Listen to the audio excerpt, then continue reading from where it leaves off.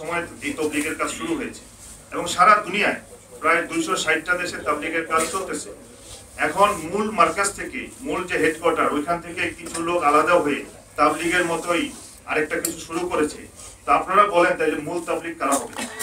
অনেকে আছে মাদ্রাসা, একটা বড় মাদ্রাসা, এখানে 30 জন ওস্তাদ আছে, তো এটা হলো মূল মাদ্রাসা। কিন্তু এখান থেকে আলাদা হয়ে 2-1 জন ওস্তাদ আলাদা হয়ে আরেকটা মাদ্রাসা তৈরি করলো। এখন আপনারাই বলেন মূল মাদ্রাসা কোনটা?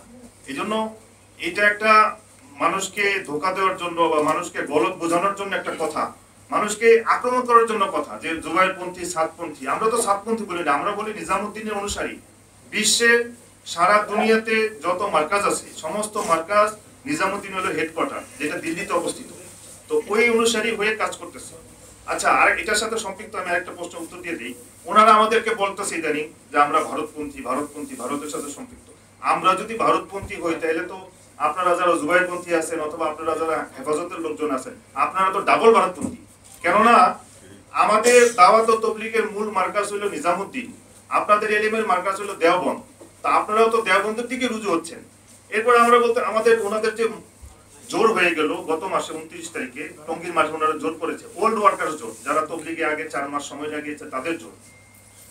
তো ওইখানে যারা আসছেন ওনাদের শীর্ষ মুরব্বী যিনারা বয়ান করেছেন, তো ওনারা যারা স্পিচ দিয়েছেন ওনারা সবাই দিল্লি থেকে এসেছেন, মৌলভী ইব্রাহিম দেওলা সাহেব, মাওলানা আহমেদ লাট সাহেব। তো এই জন্য এইটা মানুষকে একটা বোঝানোর জন্য একটা ভুল ব্যাখ্যা করা, কিছু না। আপনারা সাংবাদিক ভাইরা কিছু প্রশ্ন করেছিলেন জনাব স্বরাষ্ট্র উপদেষ্টা সাহেবকে, তো উনি সরাসরি বলতেছে অবশ্যই ওনাদেরকে আইনের আওতায় আনতে হবে, আমার ভাইয়েরা মামলা করুক, আমরা অ্যাকশনে যাব। এরপরে সাংবাদিকটা বললেন যে সাতপন্থীরা ইস্তেমা করতে পারবে কিনা, বললেন যে আমার ভাই একটা ভালো পরামর্শ দিয়েছে। সব কথা আমার ভাই, সব কথা। একজন সাংবাদিক ভাই প্রশ্ন করলেন যে এই অবস্থায় সরকারের অবস্থান কি? উনি একটা কথা বললেন সরকার, এরপর একটা কমা দিলেন, কমা দিয়ে বললেন আমি বলবো আমার ভাইয়েরা আলোচনা করুক। তো আমার ভাইয়েরা আলোচনা করে তো সমাধান করতে পারবে না। মাওলানা মামুনুল হক সাহেব তো পারতো, ওনার যে স্ট্যাটাস ছিল, ওনার যে খানদান, বাংলাদেশের ইতিহাসে ইসলামের মধ্যে ওনার খানদানের অনেক অবদান, আমরা মনে করেছিলাম যে উনি হয়তো এটার একটা সমাধান করে দিবেন।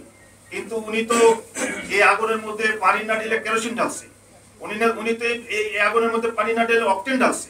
এখন উনি তো তৃতীয় পক্ষ, উনি তো আগুন কেন জ্বালায় রাখছে, উনি সমাধান কিভাবে করবে? জনাব বলে যে মহতারাম স্বরাষ্ট্র উপদেষ্টা সাহেব উনি ভাবছিলেন এটা মনে হয় খুব সামান্য একটা বিষয়। এটা দুইটা কারণ হইতে পারে। এটা হইতে পারে যে উনি এই ব্যাপারে উদাসীন, যে না এটা একটা সামান্য বিষয়, এটা সমাধান হয়ে যাবে। অথবা উনি ভাবছিলেন যে উনি ব্যস্ত অন্য কোনো কাজে, এই কাজে সময় দিতে পারেন।